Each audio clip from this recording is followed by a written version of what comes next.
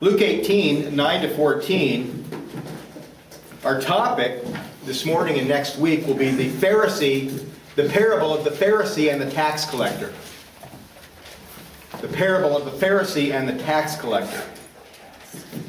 And this morning we'll focus exclusively on the Pharisee's prayer with some introductory considerations. Next week we will consider the prayer of the Publican.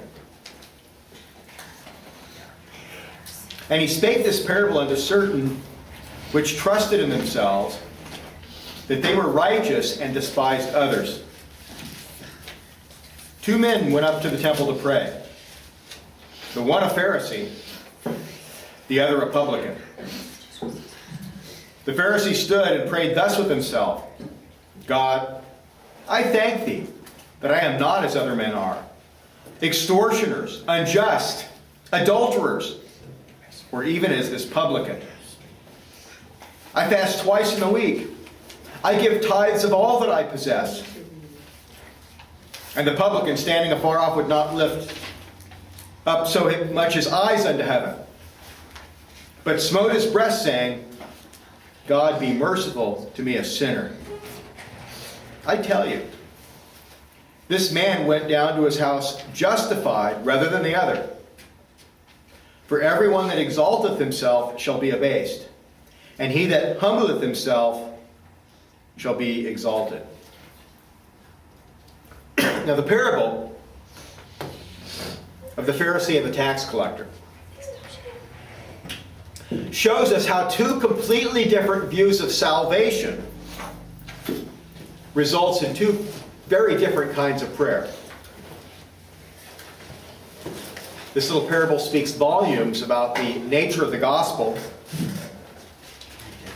and with bold strokes crushes all forms of legalism that have arisen throughout history. Now, it is unusual as a parable in that it simply relates a historical event and does not contain a similitude or any symbolism. Here's what happened. Whether this is a real incident or not, we do not know. But this is what happened, and this is the lesson we take away from it. Now, a number of commentators connect it with the previous parable on perseverance in prayer, Luke 8, 1 to 8,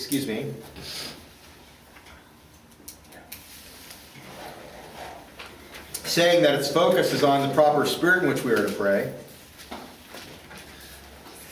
Now, although prayer is definitely mentioned, it is more likely that this parable has no solid connection with the preceding parable, other than the fact that the word prayer is mentioned. Jesus said that the prayer is primarily directed, verse 9, to some who trusted in themselves that they were righteous and despised others. What our Lord is doing here, He's using the occasion of prayer to contrast two contrary understandings on how to be justified before God. Because nothing better than prayer reveals one's own heart beliefs. The parable presents only two alternatives. There are those who place faith in their own righteousness. They trust in themselves that they are righteous. Their faith is not directed to Christ, but it is directed to self. Such men, of course, are full of pride and look down on others. There also are those who know they are sinful and guilty before God, and thus place all their trust in Jehovah and His mercy. They look to Christ. They know that they have nothing to bring. They have nothing to offer God, and therefore they cast their faith upon Christ. They look to Him alone. And Jesus says that only the latter will be justified before God. So it's a very important message. Now, as we study this parable, we're going to divide it into four sections. First, we're going to look at the Lord's introduction. Luke's introduction. The two men involved, and the occasion of the events. Luke introduces it, and then Jesus says a few introductory remarks. Second, We're going to examine the prayer of the Pharisee. That'll be our primary consideration today, these two, verse 2. Third, then the tax collector's prayer will be analyzed. And then fourth, we will consider Jesus' main lesson or point that underlies these events. So it's a very simple parable with rich content. So let's look at the introduction and setting. Luke introduces the parable by telling us who it was directed to or why it was necessary. Verse 9. Also he spoke this parable to some who trusted in themselves that they were righteous and despised others. Now the fact that Luke uses the word some and not Pharisees or scribes indicates that self-righteousness was a problem that was not exclusive to the Pharisees. Their false doctrine had leavened the whole nation and may possibly have even influenced some of the Redeemer's own disciples. Jesus wants to correct that notion. Now the introduction assumes that self-righteousness is a sin that needs correction. Because of the fall and the effects of sin on the human heart, men have a perverted tendency to think of themselves more highly than they ought. By far the most popular heretical doctrine of salvation in the world today among unsaved or unregenerate men is the idea of self-salvation or salvation through works or human merit. As B.B. Warfield calls it, autosoterism. And he has a whole chapter in his wonderful book dealing with different views of salvation.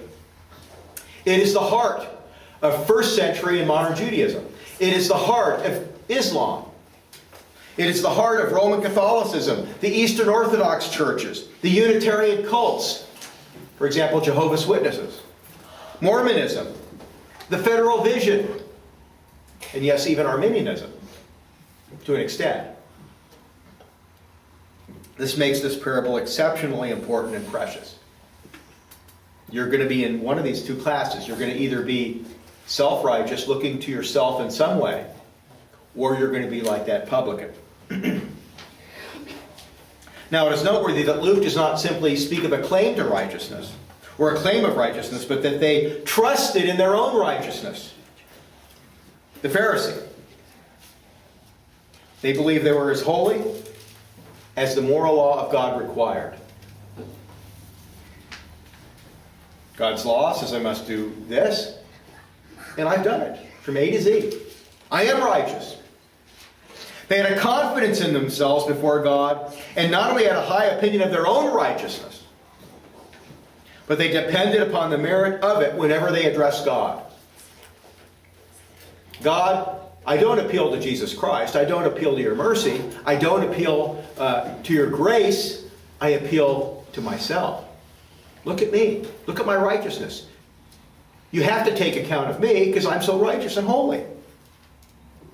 They saw no need of a mediator or a blood sacrifice or an acknowledgement and confession of sin, but rather thought of themselves as so righteous that God had to accept them. Now, Phariseeism, of course, is the paradigm of all these type of systems throughout human history. And, of course, Satan is very adept at taking Phariseeism and making changes and altering it, making it even more subtle and dangerous. Roman Catholicism has many of the elements. The Auburn Avenue heresy or the Federal Vision, and so on. Islam are all in that class. Now, coupled with a trust in their own righteousness is a despising of all others. Those who are unwilling to condemn self are quick to condemn others. The self-righteous person places himself in a special class all by himself. And he regards all others as scum, as ethically inferior in every way. Now, the verb here, despised, means literally made nothing of. Those who do not follow the self-righteous path of the Pharisee, of the legalist, regard others as nothing. And of course, the Pharisees would not only not eat with Gentiles, obviously, but they would not even eat with Jews who were not Pharisees. The legalist is a conceited, proud man who looks down on all the rest. And if as he thinks he is so righteous as to impress God himself, and all others are filthy sinners, who are unfit to be in the presence of such a holy person, a superior being. That's the way they think. This description fits the Pharisee and their theological stepchildren perfectly. With this parable, Jesus wants us to compare ourselves to the two men to see where we stand. Are you like the self-righteous Pharisee?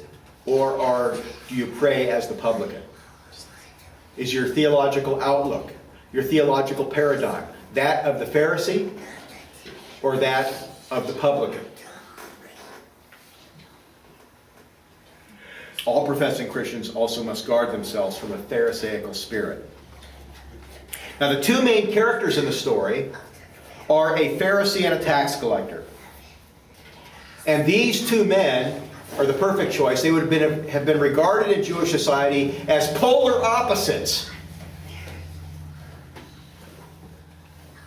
The Pharisees were a group that came to prominence in the intertestamental period. The Maccabean revolt, for example, when the Greeks were in power.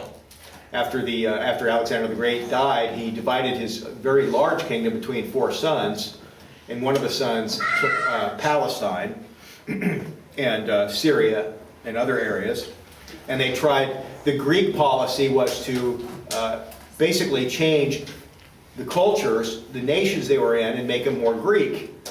In fact, the Roman Empire adopted many of the Greek ways and became really Hellenized. So this is a big problem in Israel. They were the heroes. They were the ones against this compromising of culture with the Greeks. In fact, it became so bad that there was even an operation where Jewish men could have their foreskin reattached or something to that effect. They were so into it. So they were strongly opposed to the widespread influence of Greek culture that took place. They were noted for their dedication to the law of Moses, and were by far the most respected and popular sect among the Jews. They were popular. They were looked up to. Now, the name Pharisee means the separated one. Or we could say the sanctified ones. The holy ones. The Pharisees were obsessed with a formal observance to the ceremonies of the law, and had developed a very legalistic understanding of the Torah. They believed that the way of salvation was through law-keeping, through obedience, through performance of good works. Consequently, they not only focused on the externals of the law, but made up all sorts of their own rules and regulations to fence the law of Moses. For example, you'd have a Sabbath regulation. And then to fence the Sabbath regulation, right out of Scripture, and then to fence the Sabbath regulation, they'd have a law here. How many steps can you take in the Sabbath? Are you allowed to light a lamp on the Sabbath? They'd have literally a couple hundred laws around one law in the Bible.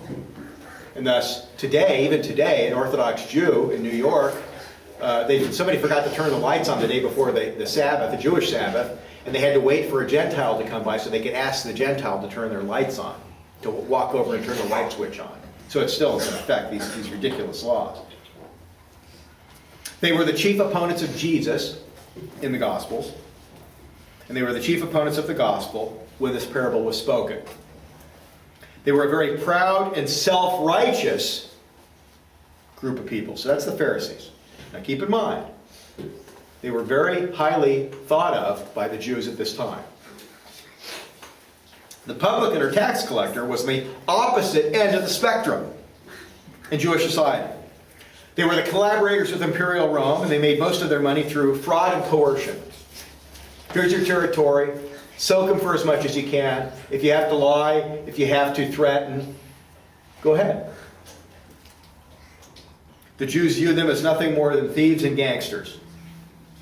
They are the perfect class in the parable to represent the wicked, irreligious, covenant-breaking, open sinners within Jewish society.